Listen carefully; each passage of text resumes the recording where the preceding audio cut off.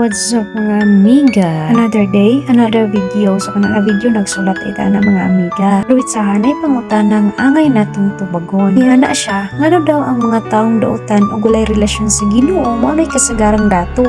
Inyong mga anak sa Ginoo mao daw noy mga pobre. Ikaw no? Pero para nimo masabtan, paminawa og lantawan ni nga video. Nasa tanan, ang tinuod nga kadato sa mga anak sa Ginoo dili gina makita sa material o pinansyal nga bahin lang. In Luke chapter 12 verse 21, yes, a person is a fool to store up earthly wealth but not have a rich relationship with God. Ang atong kaluwasan mao nay atong yaman. Unya ang mga yatan-ong butang bonus na lang na sa Ginoo nimo. Ang kalibutan dili ni may atong puloy-anan, lumalabay lang kita diri. Mao nang ang mga anak sa Ginoo dili gina sila nagapriority o gukod sa mga butang sa kalibutan. Ang goal mao ang pagtuman sa kabubuton sa Ginoo ug mulalom atong pakigrelasyon kaniya. Bisan tuod dili kita abundansya sa pinansyal, dili may tabo nga pasagdan sa Ginoo yang mga anak. Dili ta mag-focus sa mga bandi aron dili ta malit-ag sa yawa.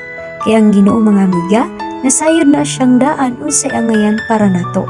Tumano na to iyang kabubuton ug musunod ra ang mga awan. Hinautong ta mga amiga, masabtan nimo ni nga video ug makatabang ni sa imuha. God bless. Paligo lang ko sa pag-like, follow and share and comment.